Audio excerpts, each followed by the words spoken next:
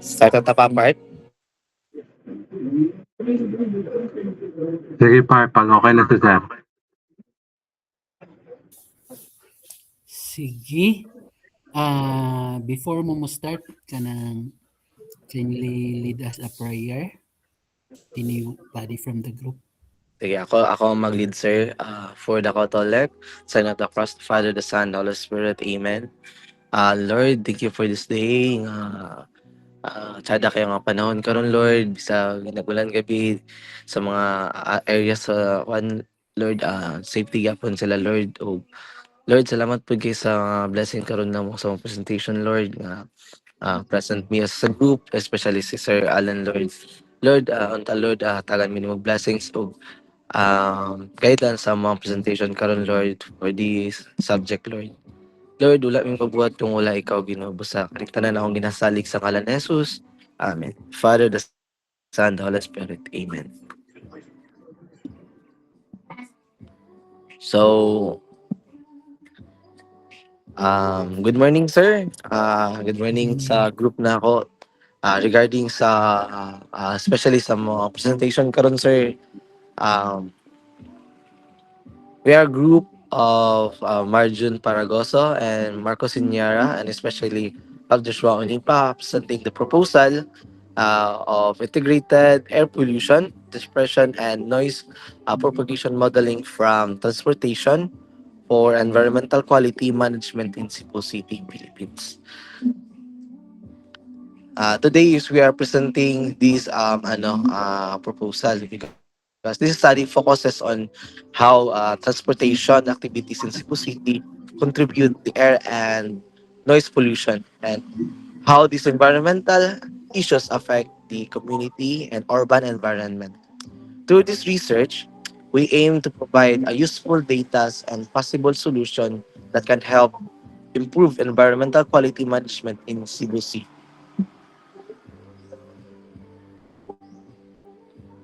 Next pa part. Madungog na ko pa part. Wait lang. Okay. Kailan ka naman? Ay ka pa music, mabuting nga. Paano mo pero sige lang, laban Japon.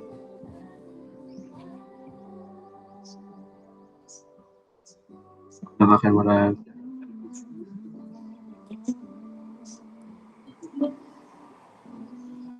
Go. So, the problem. Cebu City rapid urbanization and expanding transportation sector have led the worsening air pollution and environmental noise, now becoming major urban environmental problems. Increasing traffic congestion contribute to high levels of air pollutants and excessive traffic noise.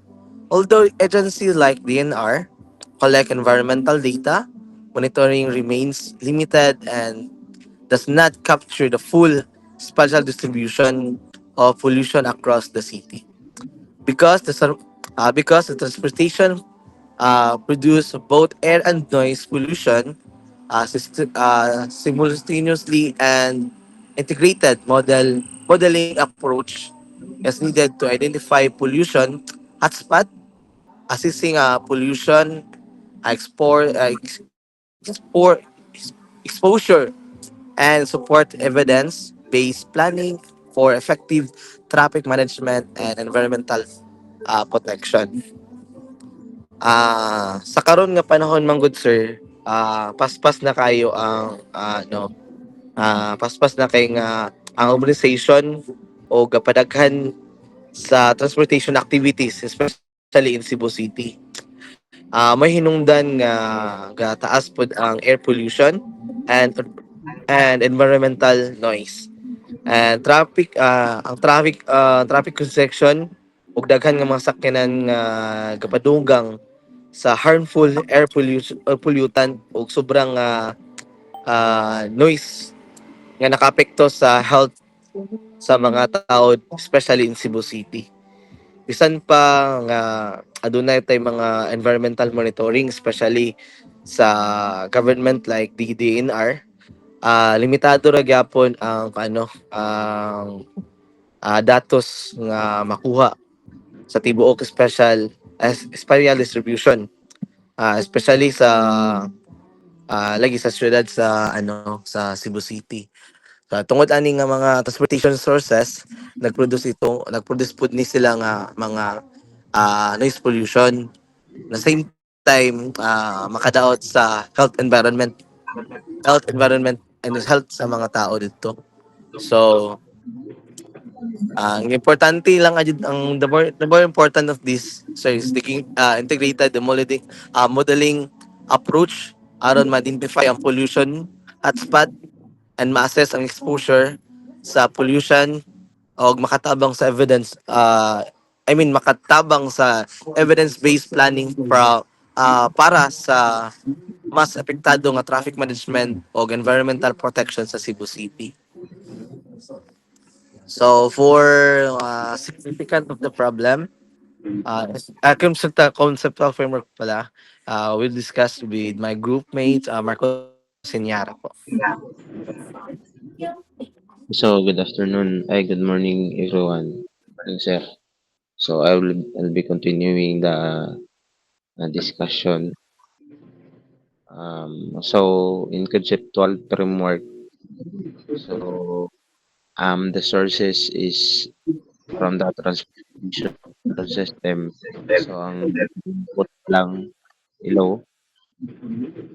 So data inputs is and transportation activity itself, then the environmental data, then the meteorological data.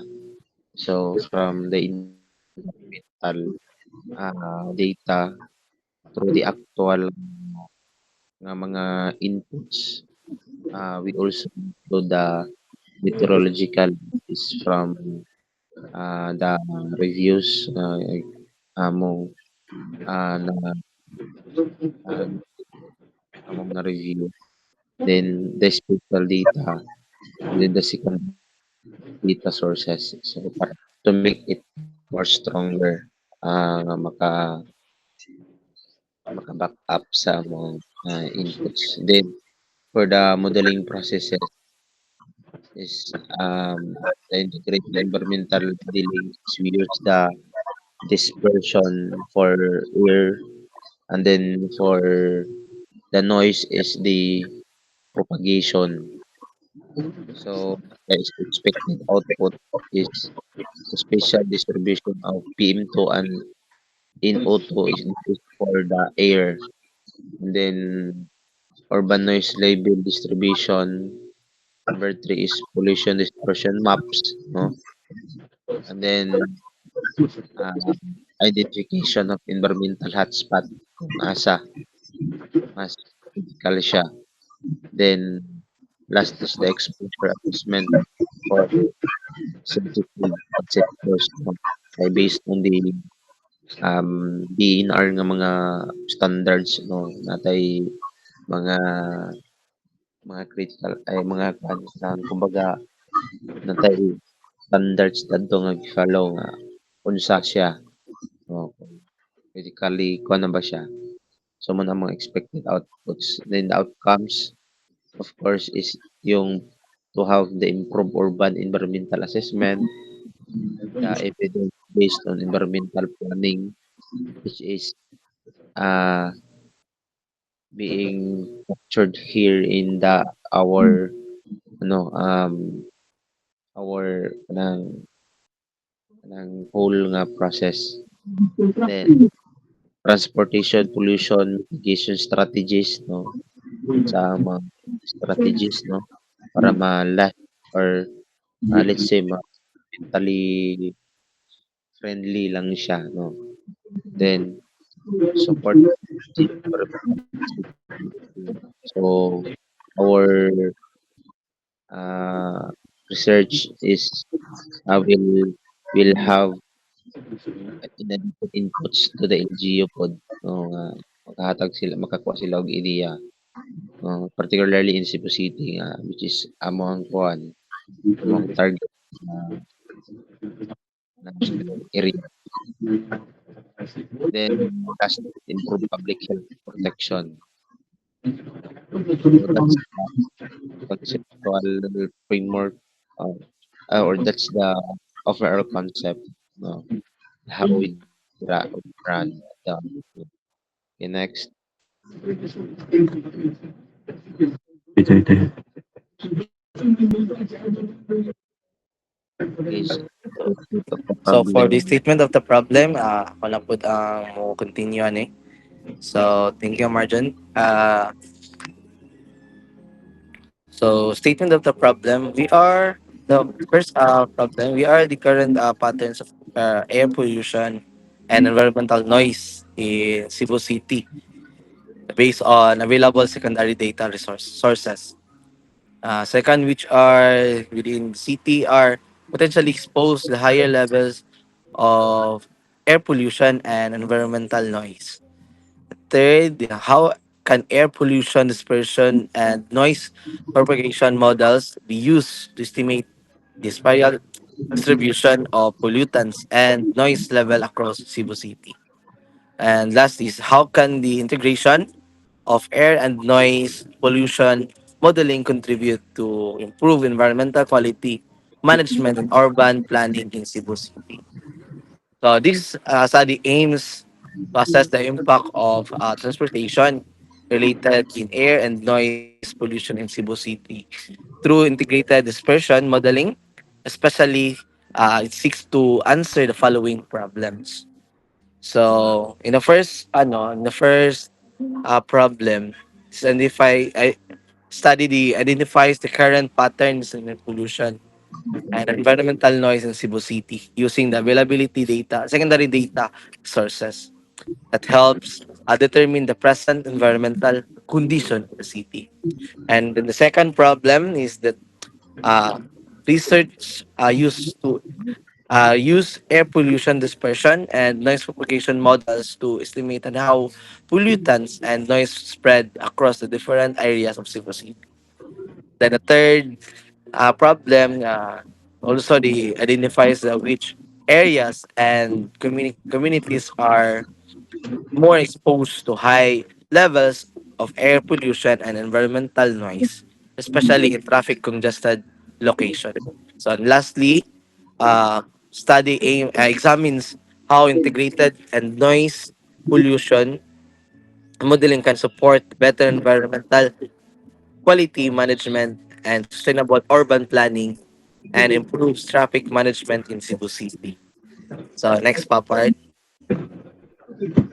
So for significance of the study, support better environmental governance by helping the DNR7 and local government units identify the pollution hotspot and strengthen evidence-based air and noise pollution policy.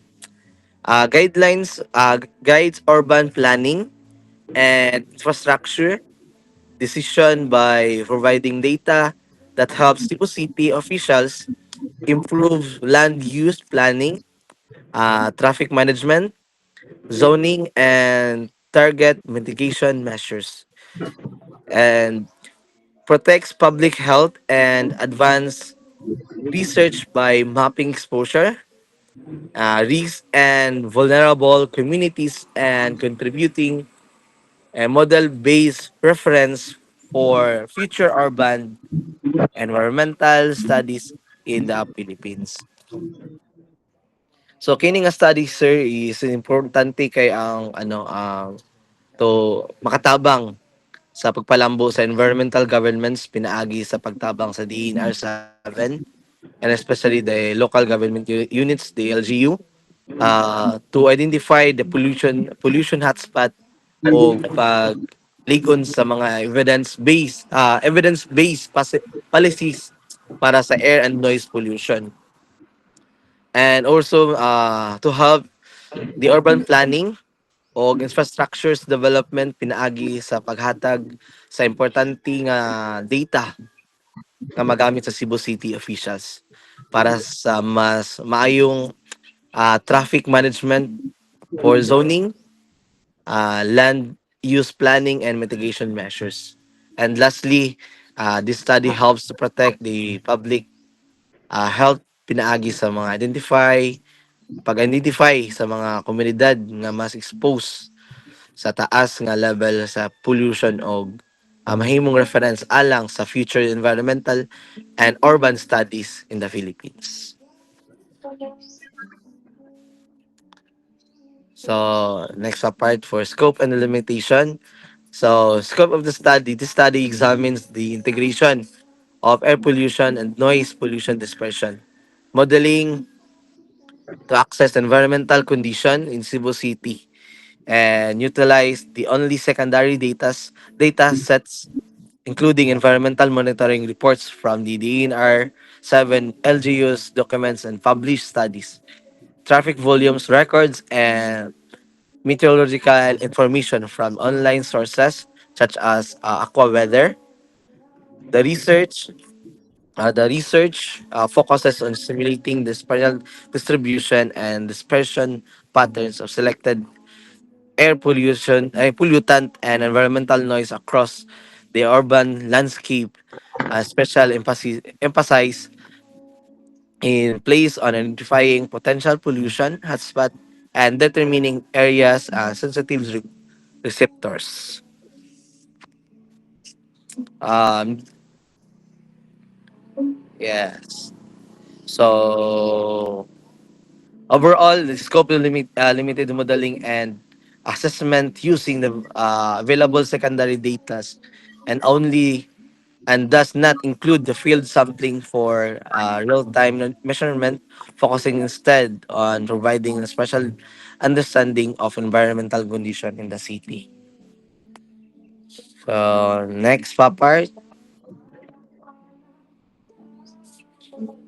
So for limitation of the study, it depends entirely on secondary data, meaning that the reliability of the findings is constrained by the accuracy, availability, and completeness of existing environmental data sets.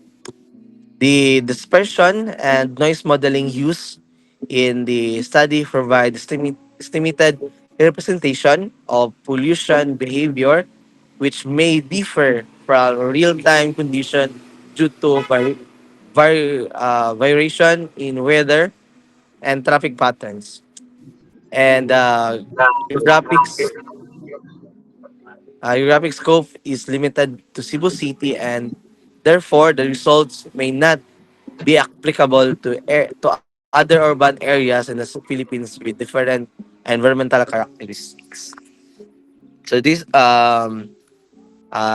study released the entire secondary data. So yes, secondary data yun ang kwan, which meaning the reliability and findings the constrained by accuracy, availability, and completeness in the existing environmental data. One ID. And for furthermore, the graphic scope is limited only in Cebu City, so that the result may not be directly applicable to other urban areas in the Philippines that have a different environmental traffic and land use characteristics. So, next pa part. So, this part naman po is to continue by one of my groups. Okay, again, good afternoon. Now, I will discuss the methodology we use in our study. The purpose of our methodology is to systematically determine the levels of air pollutants and environmental noise. No, uh, to understand how this spread or propagate in the study area, which is yung Cebu. No, as definition, no, the study will employ an integrated approach to assess and model air and noise pollution in Cebu City, Philippines, using secondary data sets and advanced modeling tools. No. The numbers that we get from this secondary sets ng mga data sets is we run it into MATLAB, no, because there are solvings mad. So ito yung sinasabi na modeling tools, no. The methodology consists of four main steps, no, which is yung data collection, of course. Number two is the data processing, how we process the data that been collected. Then the modeling, and then the analysis, no, which will be discussed later on. Dispersion modeling for air pollutants and propagation for propagation modeling. You know, again, per air pollutants, now we use the dispersion modeling, and then the noise is the propagation modeling. The data gathered was simulated and implemented in MATLAB, which I already said ganyan, no? The codes used in MATLAB have been stipulated, which which is uh, showed, no, datedly in our final manuscript, no? And the main data of air pollutants came from AccuWeather.com, which is yung accurate and credible source. And for noise pollutions were came from published articles and studies together with the LGU's document. Slide.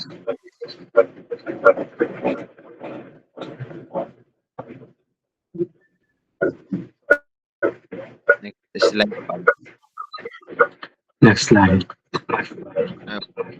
Okay, masakit. Okay, so again, our approach combines of data collection, yung data gathering, and then the modeling and the analysis techniques, no? For quality components, no, we use the dispersion model to estimate how pollutants move, dilute, and accumulate depending on meteorological conditions. No? Like sa akong giingon ganyan dito sa conceptual framework.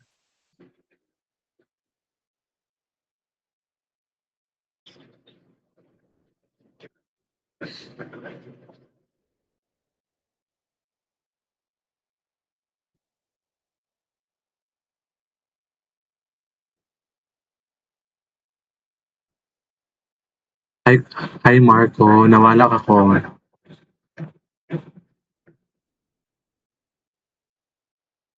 Hello? That's it. Hello? Ah, Okay na. yep.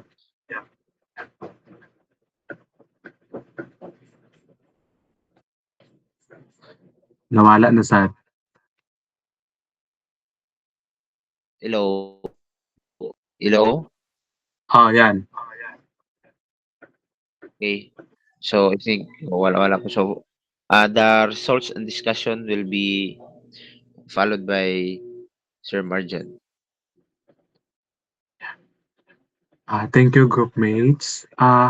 First and foremost, sir, pwede mag-ano sir? Nakita ninyo ang nag-pop up na message, mag-end na yung sir? Ganina rin gud ako nag-open mga 7, 1 hour on the day, abin ako mag siya. Pwede mag-ano sir? Like mag-bot sa kong utro nga sir? Para dili May, maputol sir? Sige, sige, sige, sige. Thank you, sir. Mag-isa na nako ang ano dere sir, isa na nako ang link gyapon dere para ay, ano mo ka.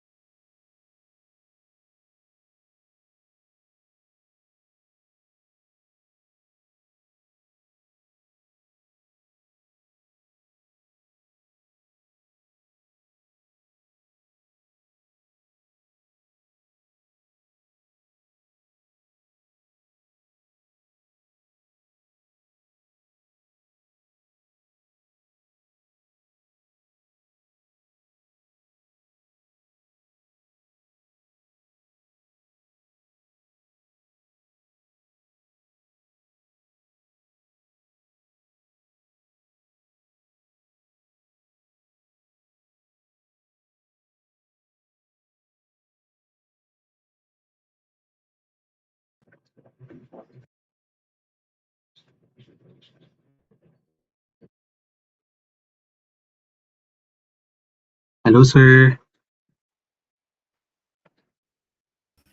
Okay. Sige, John. Padayon, John. Yes, sir. Thank you po. So, thank you, classmates. So, let's proceed to the results and discussion po, sir. So, again po, sir, this is the result for the modeling of air pollution. So, yung air pollutants po namin, sir, is only the PM 2.5 and the NO2. So, ito lang po yung pinag-aralan namin. No? So, we have here the simulation description. We have also here the formula of the Gaussian dispersion modeling, and of course, the table of the pollutant concentration versus the distance, no? So,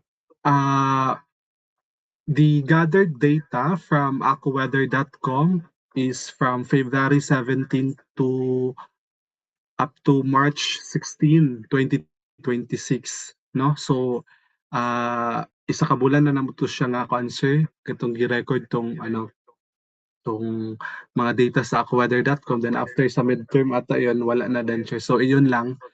So we guess that that data is enough to have our data po to be modeled, no? So again, the dispersion of 2.5 and NO2 is determined using the Gaussian dispersion modeling. So given this formula, we have here Cx is equal to U over pi U sigma y and sigma z. So when we say Cx, this is the concentration. No, it's the unit is microgram per cubic meter. The Q is the emission rate. The U is the wind speed because wind is very important in determining the dispersion of the air pollutants. That's why wind speed is there. And the wind speed also is we have gathered it in AccuWeather.com together with some articles online. And the sigma y and sigma z, it is the direction, the dispersion coefficients of the pollutants, and the x po is the distance from the source, no? So when we say distance from the source, it is from the highway of Cebu City. So later I'll have noted here some of the major highways in Cebu City, which is kung mag-discuss na din ta og environmental significance, we can talk that from this highway kung sa kalayoon gikan ani nga highway, so we can have an idea on how to solve some uh, this problem, no? So on the right side naman po, this is the simulated data, no? With this equation, so mo na siya ang na-solve. We have here the distance. So from the highway, we have here 100 meter. From the highway, we have 300 meter. Highway, it could be the source because kailangan dito ang daghan yung mga sakyanan. Dahaman dito ang atuang air pollution source. So we have here the different distances from 100 meter to 1,000 meters. So this also the center table is the tawag dito, the predicted, no, concentration of PM 2.5. So nganong PM 2.5 mang man ang gipili because kung PM 10 man god wala ta kabalo sa 2.5, pero kung mag PM 2.5 na so automatic na ana ang PM 10 na to, di ba? Kay kung delikado ang PM 2.5, how much more ang PM 10 kay mas dagko man siya nga particle, no? So nga na siya. So this is the automatic simulated na ni siya, sir. Kibali ang pag-solve ani is mora ni siya nga mora ni siya nga equation kibali gigamit, no? So yung concentration, syempre yung concentration is mura ning mga mura ning mga value, the predicted value. Tapos yung emission naman is average in the average in the 1 month observation in AccuWeather.com. So mo na siya, no? The same with the wind speed, mo ya po na siya ang average. And then, we have also here on the left table, pinaka-last nga table na sa right, is the modeled, the simulated data of NO2 in micrograms per cubic meter. So it means nga, for example, gikan sa highway, pag nanata sa 100 distance, nagikan ato mga dagan kini nga sakyanan, ang PM 2.5 ato is naa sa 42 cubic meter, no? So ang iya pong NO2 adto is naa sa 23 micrograms cubic meter. So makahuna-huna na dayon ta nga ah, i-compare din nato ni siya dito sa EQI Kibale, i-compare nato siya dito nga unsa man ni siya, moderate ba ni siya, high ba ni siya, or okay ba ni siya, mga ingana nga scenario. No, as you can see in the table, pag pag naa sa 100 distance pa to 300, medyo dako-dako pa ang iyahang changes, no? Kay kusog pa iyahang changes kibali, ang iyang steep changes. Pero pag naanata diri sa 800 to 1,000 murag, gamay na lang ang changes sa air pollutants, no, dili na kay siya mukatag kibali, no. We have also um the heat maps simulated also in the MATLAB mo ni siya, no, as you can see. So kaning ko answer kaning top left, ay sorry, top left kibali. We have here lighter kani top left kibali nga heat maps. As you can see, we have here the distance sa ubos, and we have also here the level of pollutants on the left side, which is ang pinakataas is the yellow one. Pag naagali sa yellow ang color, it means nga kusog kaayo ang delikado ang ato ang air, ang ato ang PM 2.5. Na the same with kung i-compare na to ang PM 2.5 og NO2 po sir, medyo mas dako og contribution ang PM 2.5 na emission, no, sa ani nga level nga distance, no, sa ani nga level nga emission rate kibali, no. No, so the special heat maps show that PM 2.5 and NO2 concentration are the highest near the roadway. Kay mo man siya 100 meter man, 100 meter man. So medyo mo ni siya, no, kusog kaayo ang iyahang concentration dako. And then a strong na yes tapos a strong pollution zone appears around 100 meters from the source, with levels dropping significantly between 300 to 500 meters and stabilizing by 800 to 100 meters, no. So PM 2.5 declines sharply due to its heavier particulate nature. So that's the reason nga nung kung i-compare nimo ang yellow diri nga part o NO2 diri nga part, medyo delikado gid ang kay ang ang yellow ba kay 40 na ba diri, tapos ang sa NO2 sa 100 kay kani nga color nara siya sa 25. Kay kuan man gud mas bugat man gud ang PM 2.5, tapos ang NO2 kay gases man siya. So kung mag-disperse sila, mas kusog mo disperse ang PM 2.5 compared sa NO2, no, kay pahinahilay la siya because it is a gas that diffuses more uniformly in the atmosphere, no.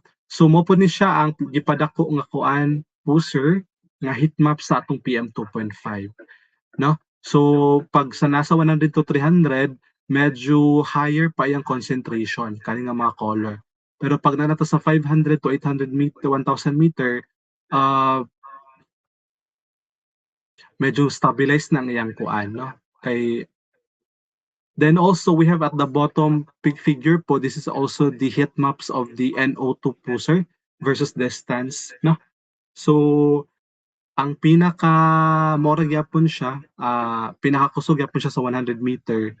So pag maabot gyapon sa 1,000 medyo dili na kay siya ingana kadaghan, no. So ingana ang ato ang nakuha nga result, no. So technically po sir, these results, the following results will give, for example, to the LGU or to the DENR 7 of the Cebu City nga, for example, nga kay ani man nga distansya sa highway, ing ani man kakusog ang PM 2.5 minuto. So we can action directly kung sa pwede nato mahatag. No, that's the environmental significance of the following simulated numbers, no? So the meteorological condition, especially wind speed, greatly influence air quality in Cebu City. No, higher wind speed of 30 to 40 kilometer per hour enhance dispersion, no, allowing PM 2.5 and NO2 to dilute quickly and preventing pollutant buildup in populated areas. In constructed in contrast, lower speed of 2.5 to 29 kilometer per hour reduce dispersion, causing pollutants to accumulate near their sources and increasing ambient concentration. No? Um, ah, kana for example, ang sa highway mismo, kay kuan man good, for example, sir, ang sa highway mismo is dili pa kayo siya, wala pa kay PM25 pero ilupad man gud na siya diretso. So ang maapektuhan ana paibabaw man na kay kuan biya, gas biya, no, gas and yang density ba, do ang particulate matter is dili kay siya gas pero madala na siya. So pag ipagawas na siya sa motor dira sa highway, mulupad na din na siya. So ang iyahang build up, ang iyang pinaka worst din is mga 100 meter kibali as stated sa ato ang simulated na po. No, ingana siya. So this also wind speed po sir are the average and the calculated numbers po from our data in AccuWeather.com, which is specifically uh, stated in our final manuscript. Hindi ko pala siya nalagay sa power. No? So the elevated NO2 of 21 microgram cubic meter po is recorded on March 16, reflects this calmer condition and may be linked to traffic congestion, atmospheric inversion, or localized immersion. No? So the results emphasizes the critical role of meteorological monitoring in managing urban pollution level. So this is our air PM 2.5 and NO2 po sir na modeling naman po. Next naman po is the result and discussion for our noise simulated.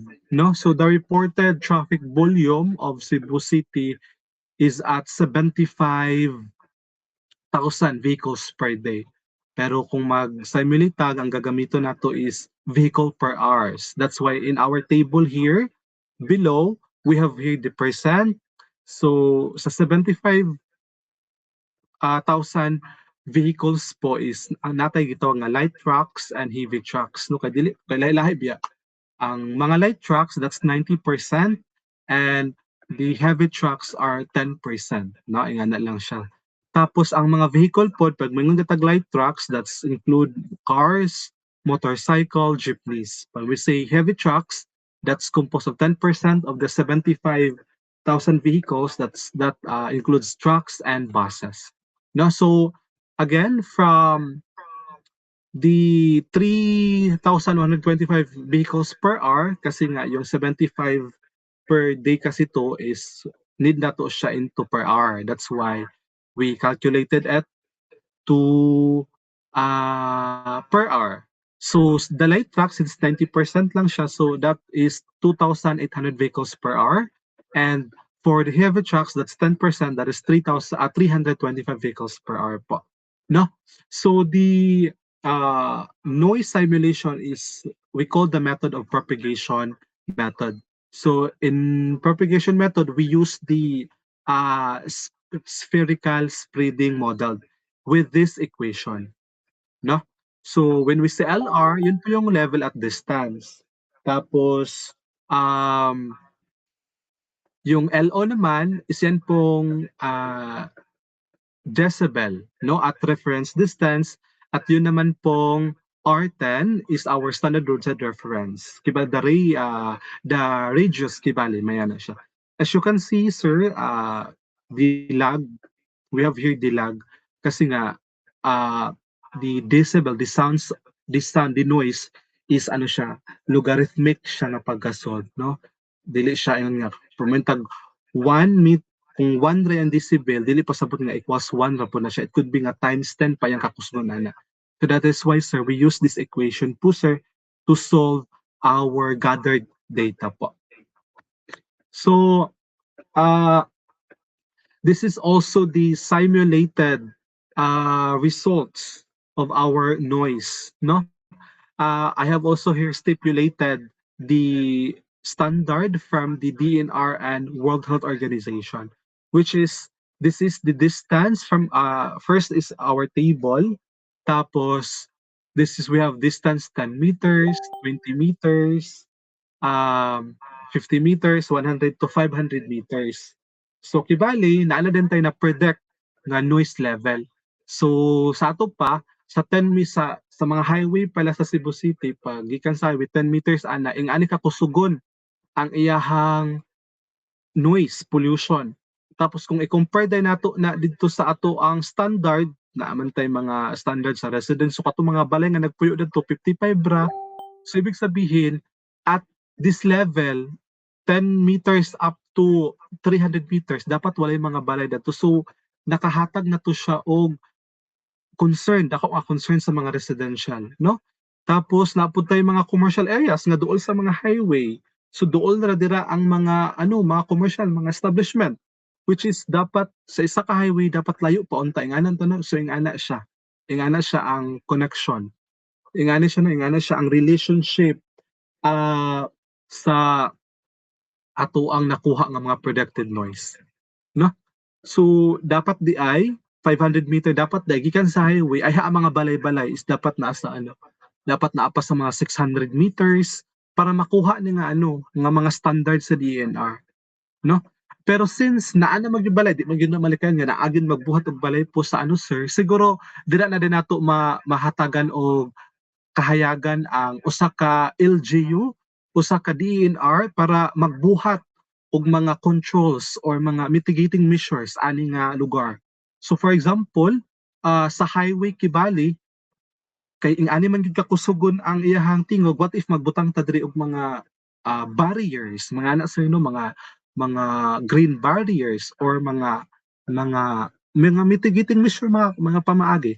It could be that's an engineering man nga controls. We had nakadiscuss po to sa una og mga administrative control. So especially pag mayon galit ta og commercial areas or mga mo na mangyapon ni siya ang mga institution, no?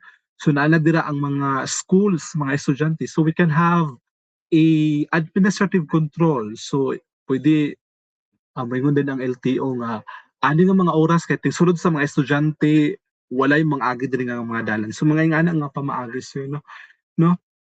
So ingana siya nga mga idea po. Tapos we have also here the graph, as you can see po, from the zero distance nag-drop siya until to hangtod nga nakagamay siya, no? So from 70 decibel from 86 decibel nag-down siya pag mabuto siya sa 52 decibel. So in this case makaingon ta nga ang travel sa sounds is kung duol pa gabi gyud ka sakit tapos kung magpalayo magkaanam-anam pud siya og kahinay. So ingana siya, no? So this is how our gathered simulated, no? So this is also the heat maps po sir, the special noise propagation sa ato ang noise pollution. As you can see, perpendicular kuan man kay kuan biya. Naasa tunga siya kay it could be manggod nga ang dagan sa sounds is siya, palibot ba, pa circle. So ang maapektuhan na is kato nakapalibot mismo. Tapos kung katupong sa katupong sa air, nganong nag-start man ni siya sa ang heat maps niya kay nag-start man diri nganong naman sa kilid, naman sa left or right, no? Tapos ang sounds niya kay nasa tunga. Kay ang air pollution man good sir is naay wind direction. So kung asa padulong ang hangin, it could be nga didto padulong ang air. Pero kani man good ang sounds is siya ba? Siya pag naay sounds, so ang iyang sinog is walay direction ang iyang sa iyang direction is it could be pa left, pa right, pa bottom, pa top, maya na siya. That's why we have that's why sa atong equation is natay lag, no? So inga na siya. So as you can see here in the picture, pag naa sa zero distance pa, kusog yun ang iyahang apekto sa decibel, sa apekto sa pollution. Tapos kung malayo na din siya, um, magkahinay-hinay na po ang iyang epekto. No?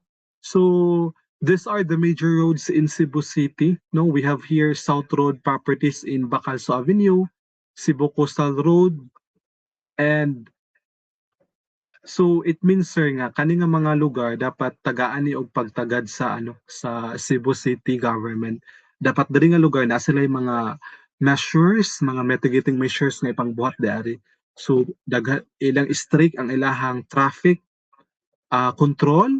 Dapat na yung mga LTO yun para dili makasulod ang mga dagko nga truck ani nga mga oras, mga anak man as no pag ano ba pa labi na pag urban gid na mga anak nga mga pamaagi no ilang istriktohon kibali no para kani nga mga area po sa Cebu is dapat ma-monitor nila og maayo no kay especially it's urban so expected nato nga naaghan gyud dira ang mga daghan dira kasi klase nga mga maapektuhan and that includes sensitive receptors no na mga tigulang na dira na may mga estudyante mga batan-on mga ingana no so the air and noise pollution control must be properly implemented in this area kibali especially in this major roads no so um natural controls and administrative will do. Yun man yung sinasabi ko kanina yung mga administrative, yung mga magbutang ng mga sir, mga traffic regulator kato ba? Kato para dili lang jud diretso magsaoy sa makasulot ng mga burak nga mga motor, so dapat nila higpiton kibali sir. Na. So nakabalik na si Marco Ralph. Murag wala pa part ba? Okay. Nagpalag ano daw siya sir kanang nag-burn out ila sir ba? Panada. So I'll just continue this slide na lang sir.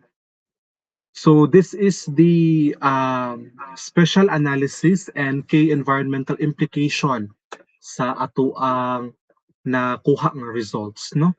So the noise map shows that road traffic noise is strongest along the roadway gradually, decreases with distance, with noticeable attenuation beyond 300 to 400 meters. No? So, kusog gyud diri gyud ang tingog. Tapos residential areas within 100 meters of the road experience noise level above 65 decibel, no, with a weighted average exceeding the WH recommended limits and posing risk of annoyance and long-term health effects. Kibale. No, so high exposure zones, particularly within 50 to 100 meters of major roads and commercial corridors, consistently registered noise above 70 decibel A. No? Tapos, this results highlights the need for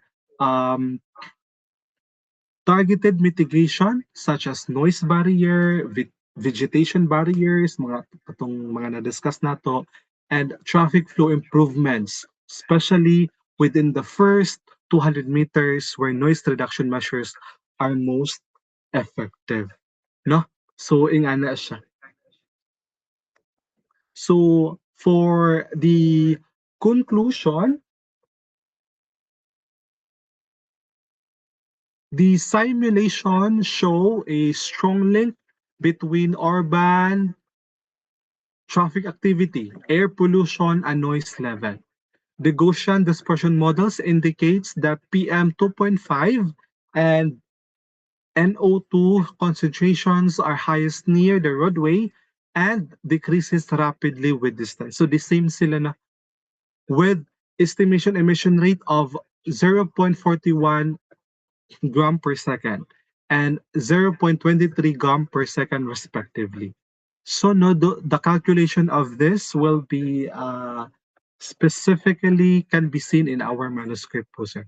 So wind speed is the most influential factor, as I've said, and as stronger winds improve pollutant dispersion. So kung mas kusog ang hangin, mas layo ang maabtan sa atoang air pollutants, no?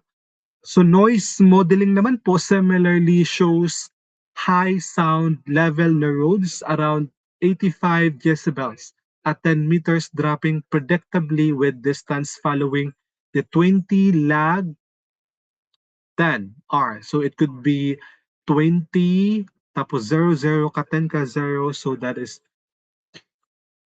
20 decibel, 20 million decibel. Mga ingana siya, 200 million decibel na siya. In attenuation pattern kaya ano man, 20 log 10 man. Na? So, with major reduction beyond 300 to 400 meters. So, overall, both models confirm that transport-related pollution is strongly distance-dependent and concentrated near road networks, emphasizing the need for urban mitigation strategies such as traffic management and strategic land use planning. So overall po sir is those simulated results po nga nakuha namin, it will help us to the government of Cebu City to establish a proper air environmental management, which is also aligned with the Clean Air Act of the Philippines po, sir. So, I guess po, sir, that ends po our presentation po, sir. Thank you, sir. Okay. Madunggan ba ko, guys? Yes, sir. Yes, sir. Madungog ra, sir. Sige. Kanang first I would like to comment sa presentation, especially sa graphical nga presentation, in which kasagaran inadto gyud ang kanang kuan, especially kung kanang dispersion modeling nga graph. So thank you for that. And then kindly kanang kuan lang po dayon, kanang furnish me kanang soft copy aside sa atong hard copy, o katong inyong ipasa is katong inyong kuan dadto sa link bitaw nga akong gihatag, including this PowerPoint presentation nga inyong kanang. Happy po, sir. Sige, I have some kanang follow-up question lang. It's not kuan gyud kanang ingon inana ka big, but based on your simulation nga nakuha, were those pollutant, especially the PM 2.5 and nitrogen pollutants level compliant with the Philippine standard?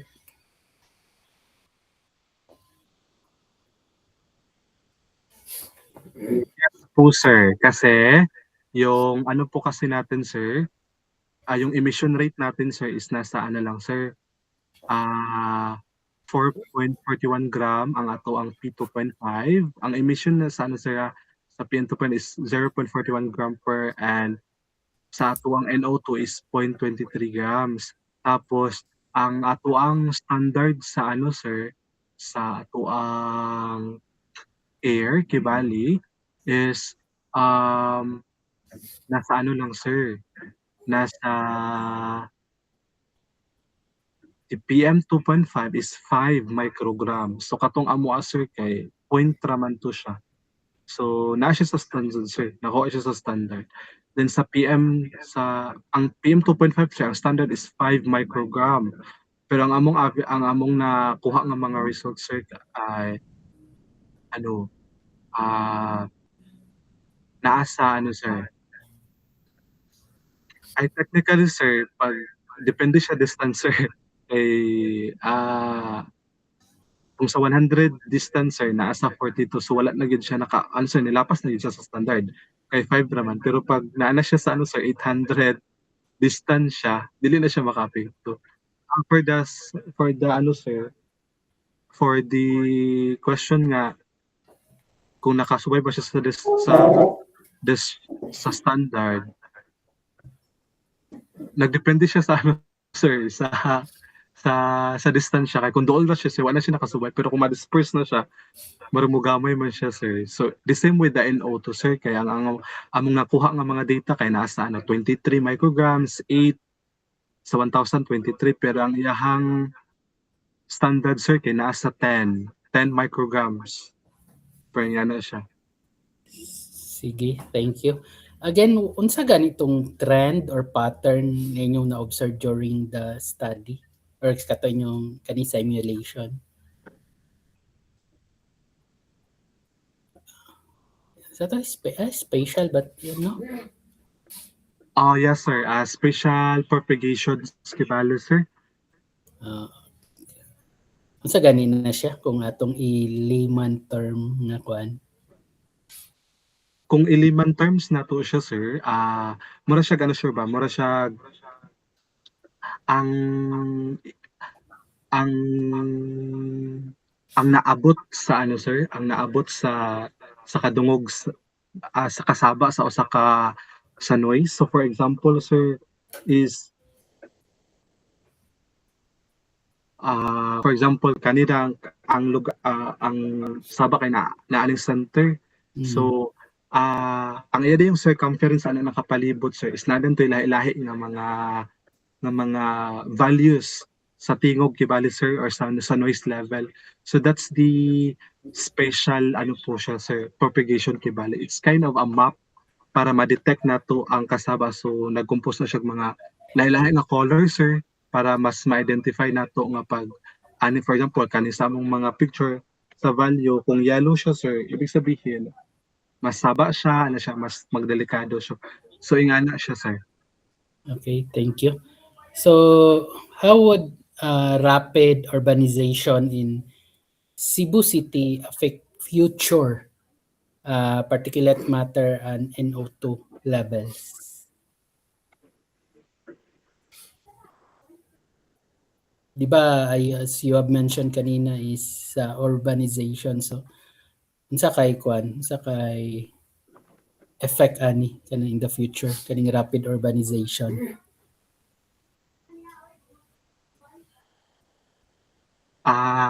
The sensitive receptors po talaga sir yung kawawa. But hopefully sir, dili na tamo adto sa idea nga ma-worsen ang air or noise pollution sa Cebu City. Because as of now, we have this idea nga ingani naman di ay ang makuha nga mga predicted nga mga values sa atong noise and air pollutions, what will happen kung dili na to siya buhatan og pagtagad, no? So kabalo naman ta nga ang iyahang ang mahitabo yun sa Cebu City is daghan na magkasakit, magkainit ngayana, di ba? So we should stop that ano na ngayon na dilemma, no? So we should put uh, mitigating measures, mga control measures po talaga sir. Sige, sige Ralph.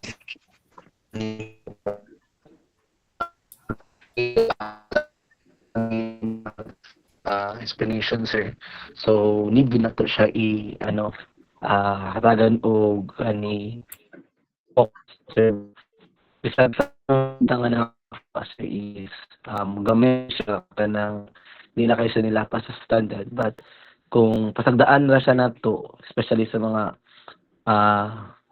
sa noise o sa air na to nga mga pollution sa and the future mo good sir nga mas taas ang year, mas taas ang population especially sa mga sakyanan kay di man gyud ang kwan kay lagi na gyud mga kaning tao nga need sila og sakyan sa kita sa atong na need na to na siya nga mga butang. So di use, so ato jud siyang i-focus nga mas prioritize na to siyang hatagan the future kung unsay result japon sa ingani nga ang panahon, but in the future more gyapon dili bitaw siya nga tuig gatasan ng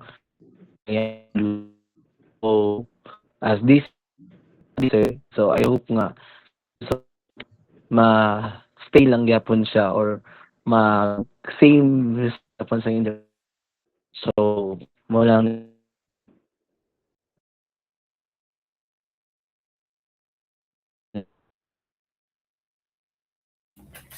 Sige, thank you, Ralph. So, pang hinapos nga question na lang. I would like to ask each one of you is, what is your key takeaways or appreciation, if there man siguro, about this PIT for this semester na gihatag sa inyo, ha? Ralph, will you go first? so sa ako sir is kani nga study na mo sir, especially sa sa Cebu City is dako kay siya og helps sa ako or dako kay siya impact for bisag secondary data ra siya, but na-aims jud namo nga ang Cebu City di ay is a growing city na bisag daghan kay siya og daghan kay nga mga population, but the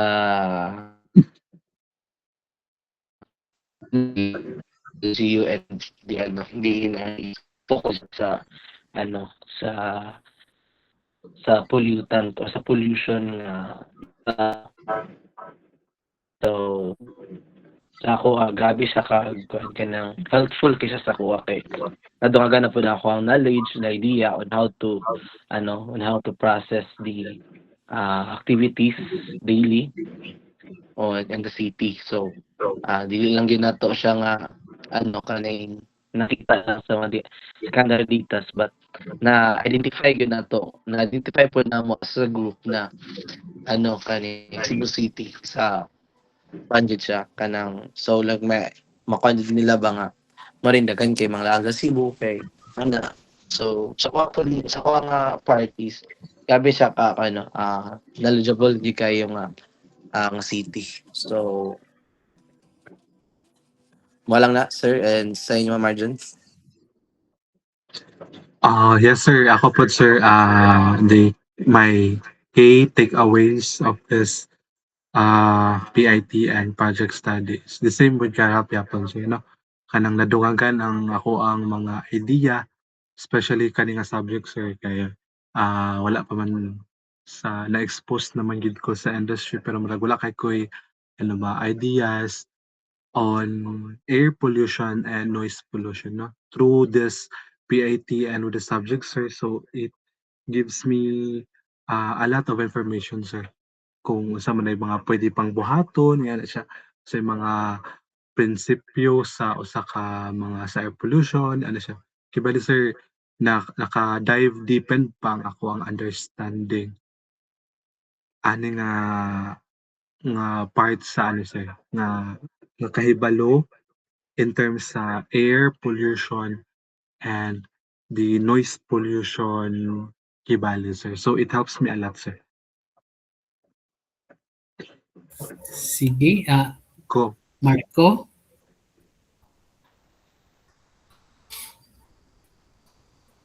Excuse me, sir. Pwede ko pa part dun sa question, sir. Kaya karon po ako nakabalik mo. Wala Sige. mo kong kuryente, sir. Ang last na akong gikuan sa ilang margin na Ralph is, what is your key takeaways about this PIT or our activity nga gihatag sa inyo, ha? Madunggan ko, sir. Hello? Nadunggan ko nimo? Madunggan ako, sir. Madunggan ka. Okay, so para po sa aqua, sir. So one of pinaka takeaways gid ni sa mga PITs is kanang how giunsa bitaw, sir, pag kanang pag correct nga correct solve bitaw gyud sa kuan nga naaday mga ways nga unsaon pag identify sa kanang yang value gyud nga wala ta nakalabag through sa DNR no, nga katulad yung other subjects like numerical methods, no, nga mga sample lang modeling kuno mga MATLAB is magamit dari sa kuan pod. So ay dari example sa mga air and noise nga mga pollution. So it really helps a lot, no, labi na sa mga nasa industrial nga mga sectors because it really enlightened me sa unsa man angay nga buhaton procedures, mga standard operating procedures nga accepted by the DNR and pasar pud sa DNR, no. So mao to akong take away sir for this PIT. Sige, thank you sa inyong participation. Last kanang na lang kanang reminder kay Katosya, upload all those mga PITs tanan nga mga gi nga by group, ibutang lang dadto sa link, and then ang enrollment for the mid-year na pa may duha ka subject is kanang start June 4 to 13 sa graduate program. So palihog na lang ko, o most probably mag-start lang po dayon ang klase dayon for the mid-year by a week after sa kanang sugod sa a week after sa enrollment, and then gyud na siya kanang in a week na ay 3 times ang iyang meeting pero online ra siya. Ang sa Sabado lang dayon na atay mga instances nga mag-meet lang po dayon. So mo lang to ako ang reminder. Tapos thank you for your presentation guys. I appreciate your kanang paghimo sa inyong activity, especially gid sa presentation sa graph in which kato siya mo'y pinaka gipangita nako og nakita nako sa inyong gibuhat. So before we end, can we have kanang photo op?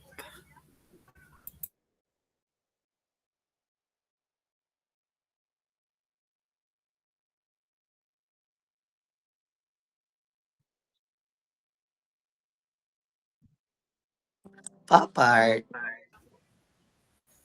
Sige, ako mag-screenshot ko. Sige. 1, 2, 3. Hindi naman maka-enroll. Si sir ba, si Oscar, ba sir gusto siya magpa-enroll. Pero pwede ba siya makapa-enroll, sir? Oo, pero ang kwanang lagi kay kanang ang setup manggod karon kay mura siya og kanang alternate bitaw kanang sa undergrad is face to face, online, face to face, inana nga setup. Karon lugar kintay isa ka semana face to face, isa ka semana sunod semana is online, inana ang gipatupad sa USTP system. So unlike sa una nga online mo tong ra kayo, dali ra kayo si Sir Oscar ang setup na ang manggod ang iya manggod is modular.